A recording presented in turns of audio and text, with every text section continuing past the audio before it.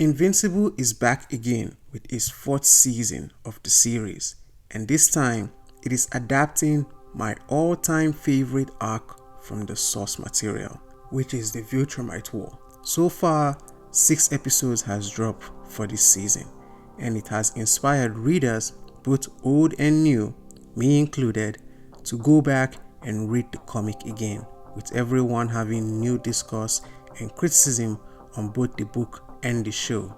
And so far, there have been 3 heavy criticisms on Invincible. The first is Thrag's voice actor has no aura and feels miscast. Now, while I do feel that they could have done a better job at casting someone else for Thrag, I'm not particularly upset at the actor that was chosen for the job.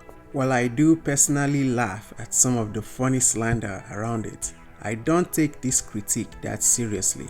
But I do hope that Lee Pace's voice acting improves down the line, especially for the Thrag highlights that happens in this arc.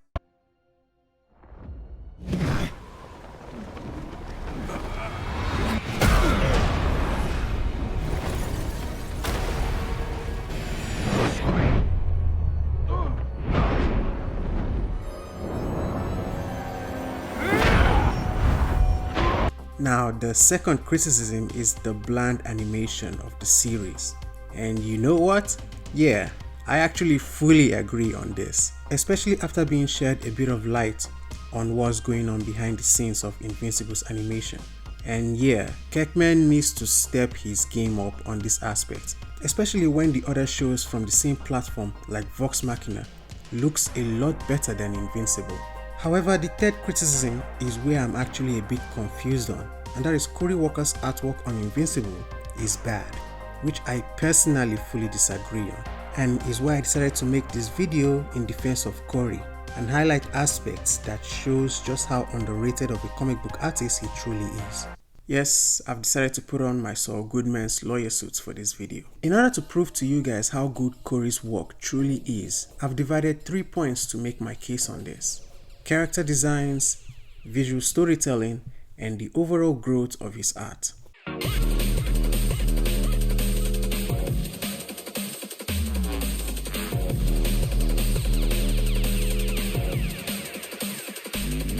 Before I start though, a small and quick warning into spoiler territory for the comics here. I appreciate you guys truly that watched till the end, but please be cautious, especially if you're not familiar with the rest of the story from the source material. Thank you. So let's start with character designs. Now, this is an aspect I spoke about briefly on my Invincible Artwork Evolution video, but I want to express more on it here. Like I said in the video, Cory is responsible for the creation and looks of the main cast of Invincible. The creation aspect on its own is enough to acknowledge this man. I don't think a lot of people understand how difficult it is to create a design cool enough to sell for audiences, especially after seeing and being familiar with so many characters from other media. In the hands of a wrong artist, these characters could easily have been seen as a bland knockoff. Like, yeah, characters like Omni-Man could be seen as a cheap Superman ripoff, and Atom Eve could be seen as a cheap Gwen Tennyson ripoff, or a Starfire ripoff depending on who you ask. But Cory put a good amount of effort to make sure that most of the characters he was designing was unique enough to have their own identity, while still looking very familiar to audiences. Another aspect I feel to talk about on Cory in my last video is how he draws Superman and his related characters.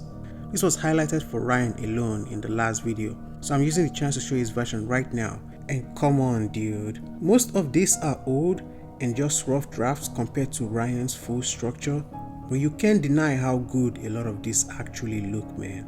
Look at the source on these characters, especially on Supergirl.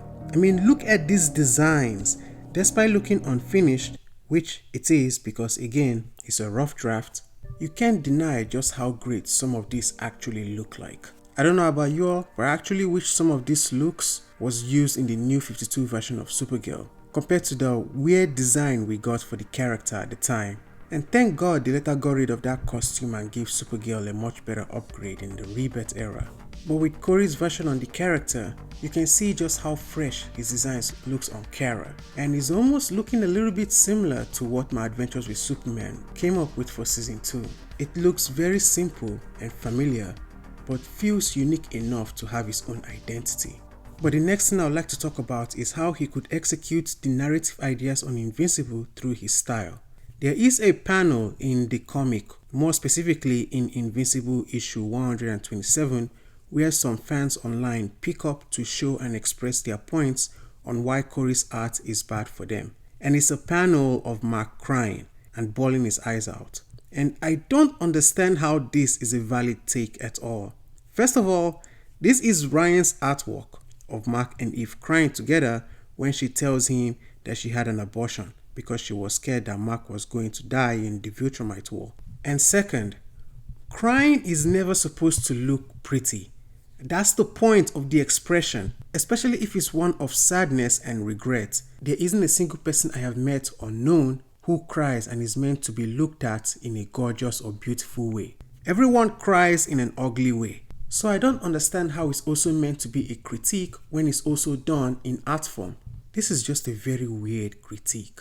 But in the same comic issue, it also has one of my favorite pages of the entire comic from Cory, and it's done without any use of words or inner thoughts, just facial expressions. And it's the panel where Eve and Tara are both sleeping on Mark's shoulders, and he realizes how blessed and lucky he truly is, despite every wrong and awful decision that he has made to emotionally hurt both of them. He understands truly just how precious his life really is. And it's not because he's a superhero or have won many battles in the story, but how much he is really loved and cared for by his woman and his daughter. This is one of the most beautiful and emotional moments in the whole book. And I love it so much because Cory expressed this visually.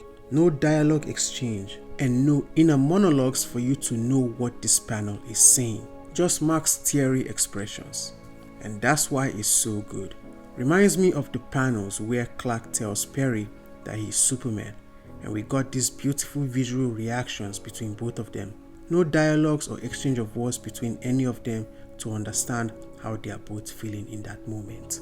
And I really don't understand how anyone can read this beautiful moment from this issue and still talk about Cory's style in a negative way.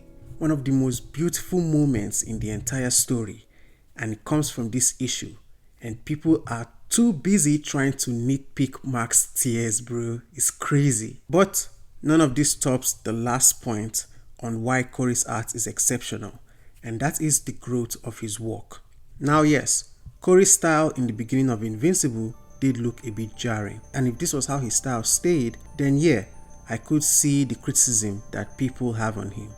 But the thing is, the more you keep reading Invincible, you get to see the insane level of progress and growth that Cory has gone through artistic-wise. As time went on, his style did get better and better over the years. It's like his style went through 3 stages of development. There is the start, which is the first 7 issues of Invincible. There is a stage of experimentation, which is when he drew the 5 issues of Destroyer Max, which he also worked on with Kirkman, and you can see some similar sequence from the book with the Invincible animated series, and then as well as the side stories from Invincible, which is the Nolan and Allen, Robot and Monster Girl arcs. And finally, there is the final perfect stage, where his art now looks more polished during the final arcs and events of Invincible. And in 2022, Cory went ahead to redraw the first 4 pages of Invincible issue 1, and you can see just how far he has come since 2003. His craft has evolved so much for the better, and it's really so good to see it. Yes, Ryan's art is what made the comic very popular and profitable, and I will also admit that I like Ryan's art more personally, despite my defense on Cory.